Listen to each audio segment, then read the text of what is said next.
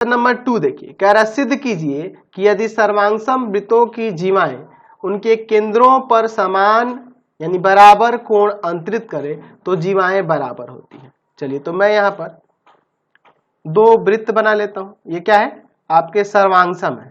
सर्वांगसम का मतलब यह हुआ कि एक दूसरे को ढक ले रहे हैं इस तरह से। तो ये सर्वांगसम वृत्त है। मैं क्या करता हूं, इसका केंद्र O ले लेता हूं और इसका केंद्र जो है O डैश ले लेता हूं। ठीक है, तो सर्वांगसम है तो इनकी त्रिज्याएं बराबर होंगी ना।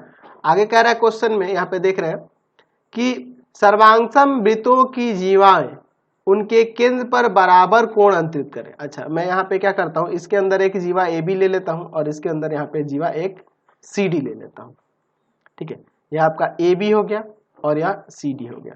ये जीवाएं केंद्र पर क्या कर रही है? बराबर कोण अंतरित कर रही हैं, यानी एंगल AOB यहाँ पे देख रहे हैं ना, इस जीवा द्वारा बना हुआ कोण बराबर है एंगल CO डैश D के, इस जीवा द्वारा बना हुआ कोण के। ये दोनों कोण बराबर हमारे पास दिए हुए हैं, तो हमें सिद्ध करना है कि ये दोनों जीवाएं जो होंगी बराबर होंगी, ABCD के बराबर होगा।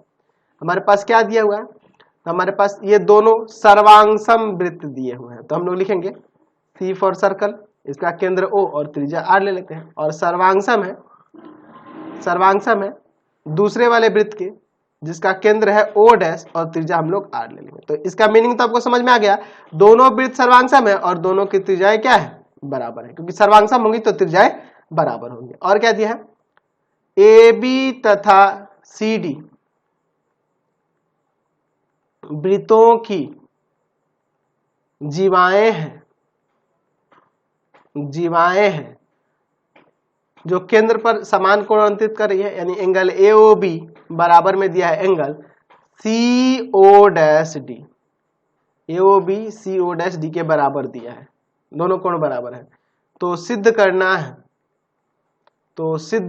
है, क्या सिद्ध करना है? कि ये जीवाएं बराबर होंगी। AB किसके बराबर हो जाएगा? CD के। तो चलिए अब हम लोग इसका प्रमाण देखते हैं, बहुत ही सिंपल सा है।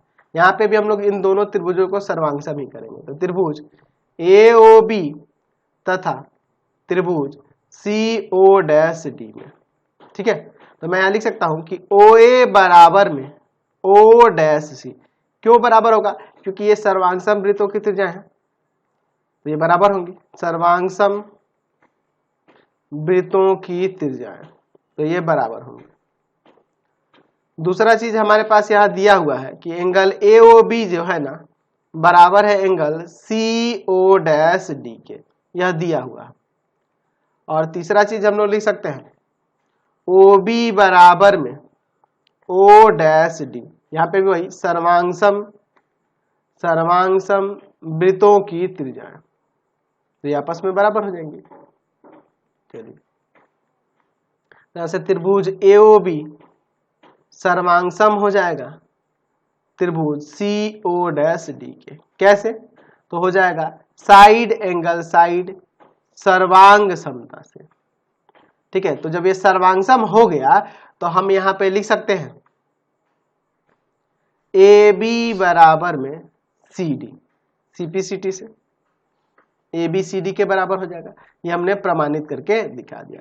तो हमने यहाँ पे देखा कि अगर वृत्त सर्वांगसम हो और उनके जीवाओं द्वारा केंद्र पर बना हुआ कोण बराबर हो तो जीवाएं भी आपस में बराबर हो जाएंगे। यही हमने यहाँ पे साबित करके दिखाया। तो इसको इस एक्सरसाइज में 2 ही क्वेश्चन थे, मैंने दोनों क्वेश्चन आपको बता दिए।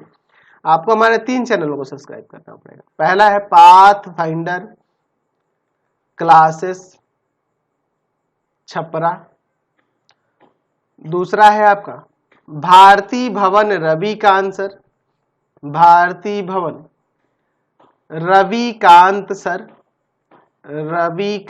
सर, और तीसरा चैनल है रविकांत सर के नाम से। तीनों को सब्सक्राइब कर लेंगे। इससे रिलेटेड वीडियो के लिए सीधे डिस्क्रिप्शन में जाएंगे और इससे रिलेटेड नोट्स के लिए गूगल पे जाकर सर्च करेंगे www.ravikantsir.in। यहाँ पर जाकर आप सभी क्लासेस के नोट्स और उनके PDF को डाउनलोड कर सकते हैं और पढ़ भी सकते हैं। इंस्टाग्राम और फेसबुक पे पाथ फाइंडर क्लासेस छपरा को लाइक एंड फॉलो करना नहीं भूलेंगे।